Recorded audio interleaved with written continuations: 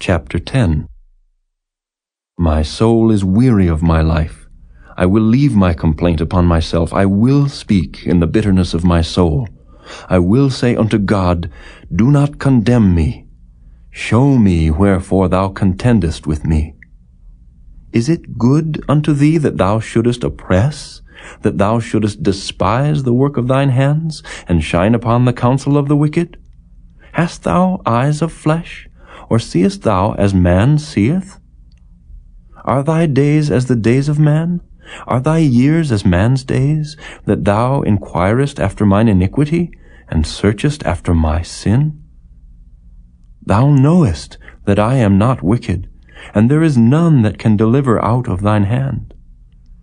Thine hands have made me and fashioned me together round about, yet thou dost destroy me. Remember, I beseech thee, that thou hast made me as the clay, and wilt thou bring me into dust again? Hast thou not poured me out as milk, and curdled me like cheese? Thou hast clothed me with skin and flesh, and hast fenced me with bones and sinews. Thou hast granted me life and favor, and thy visitation hath preserved my spirit. And these things hast thou hid in thine heart. I know that this is with thee. If I sin, then thou markest me, and thou wilt not acquit me from mine iniquity.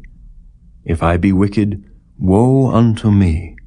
And if I be righteous, yet will I not lift up my head. I am full of confusion, therefore see thou mine affliction, for it increaseth. Thou huntest me as a fierce lion, and again thou showest thyself marvelous upon me. Thou renewest thy witnesses against me, and increasest thine indignation upon me. Changes and war are against me. Wherefore then hast thou brought me forth out of the womb? Oh, that I had given up the ghost, and no eye had seen me. I should have been as though I had not been. I should have been carried from the womb to the grave. Are not my days few? Cease then, and let me alone, that I may take comfort a little before I go whence I shall not return, even to the land of darkness and the shadow of death, a land of darkness as darkness itself, and of the shadow of death, without any order, and where the light is as darkness. Chapter 11.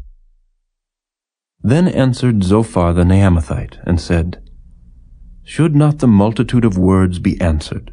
And should a man full of talk be justified? Should thy lies make men hold their peace? And when thou mockest, shall no man make thee ashamed? For thou hast said, My doctrine is pure, and I am clean in thine eyes. But oh, that God would speak, and open his lips against thee, and that he would show thee the secrets of wisdom, that they are double to that which is. Know therefore that God exacteth of thee less than thine iniquity deserveth. Canst thou by searching find out God? Canst thou find out the Almighty unto perfection? It is as high as heaven. What canst thou do? Deeper than hell. What canst thou know? The measure thereof is longer than the earth, and broader than the sea. If he cut off, and shut up, or gather together, then who can hinder him? For he knoweth vain men. He seeth wickedness also. Will he not then consider it? For vain man would be wise, though man be born like a wild ass's colt. If thou prepare thine heart, and stretch out thine hands toward him, if iniquity be in thine hand, put it far away, and let not wickedness dwell in thy tabernacles. For then shalt thou lift up thy face without spot. Yea, thou shalt be steadfast, and shalt not fear, because thou shalt forget thy misery, and remember it as waters that pass away. And thine age shall be clearer than the noonday. Thou shalt shine forth, thou shalt be as the morning, and thou shalt be secure, because there is hope. Yea, thou shalt dig about thee, and thou shalt take thy rest in safety. Also thou shalt lie down, and none shall make thee afraid. Yea, many shall make suit unto thee. But the eyes of the wicked shall fail, and they shall not escape, and their hope shall be as the giving up of the ghost. Chapter 12. And Job answered and said, No doubt but ye are the people, and wisdom shall die with you. But I have understanding as well as you. I am not inferior to you, yea, who knoweth not such things as these? I am as one mocked of his neighbor, who calleth upon God, and he answereth him. The just upright man is laughed to scorn. He that is ready to slip with his feet is as a lamp despised in the thought of him that is at ease. The tabernacles of robbers prosper, and they that provoke God are secure, into whose hand God bringeth abundantly.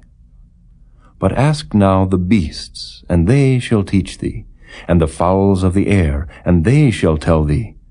Or speak to the earth, and it shall teach thee, and the fishes of the sea shall declare unto thee. Who knoweth not in all these that the hand of the Lord hath wrought this?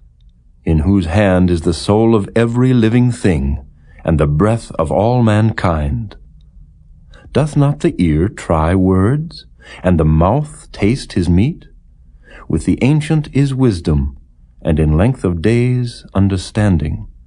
With him is wisdom and strength, he hath counsel and understanding. Behold, he breaketh down, and it cannot be built again. He shutteth up a man, and there can be no opening. Behold, he withholdeth the waters, and they dry up. Also he sendeth them out, and they overturn the earth. With him is strength and wisdom. The deceived and the deceiver are his. He leadeth counselors away, spoiled, and maketh the judges fools. He looseth the bond of kings, and girdeth their loins with a girdle. He leadeth princes away, spoiled, and overthroweth the mighty. He removeth away the speech of the trusty, and taketh away the understanding of the aged. He poureth contempt upon princes, and weakeneth the strength of the mighty. He discovereth deep things out of darkness, and bringeth out to light the shadow of death. He increaseth the nations, and destroyeth them. He enlargeth the nations, and straighteneth them again. He taketh away the heart of the chief of the people of the earth, and causeth them to wander in a wilderness where there is no way. They grope in the dark without light, and he maketh them to stagger like a drunken man. Chapter 13. Lo, mine eye hath seen all this, mine ear hath heard and understood it. What ye know, the same do I know also. I am not inferior unto you. Surely I would speak to the Almighty, and I desire to reason with God.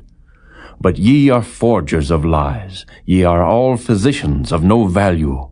Oh, that ye would altogether hold your peace, and it should be your wisdom. Hear now my reasoning, and hearken to the pleadings of my lips. Will ye speak wickedly for God, and talk deceitfully for him? Will ye accept his person? Will ye contend for God? Is it good that he should search you out? Or as one man mocketh another, do ye so mock him? He will surely reprove you, if ye do secretly accept persons. Shall not his excellency make you afraid, and his dread fall upon you? Your remembrances are like unto ashes, your bodies to bodies of clay. Hold your peace. Let me alone, that I may speak, and let come on me what will. Wherefore do I take my flesh in my teeth, and put my life in mine hand? Though he slay me, yet will I trust in him. But I will maintain mine own ways before him. He also shall be my salvation, for an hypocrite shall not come before him. Hear diligently my speech, and my declaration with your ears. Behold now, I have ordered my cause. I know that I shall be justified. Who is he that will plead with me? For now, if I hold my tongue, I shall give up the ghost. Only do not two things unto me, then will I not hide myself from thee. Withdraw thine hand far from me, and let not thy dread make me afraid. Then call thou, and I will answer, or let me speak, and answer thou me. How many are mine iniquities and sins? Make me to know my transgression and my sin. Wherefore hidest thou thy face, and holdest me for thine enemy? Wilt thou break a leaf driven to and fro? And wilt thou pursue the dry stubble? For thou writest bitter things against me, and makest me to possess the iniquities of my youth. Thou puttest my feet also in the stocks, and lookest narrowly unto all my paths. Thou settest a print upon the heels of my feet. And he, as a rotten thing, consumeth, as a garment that is moth-eaten.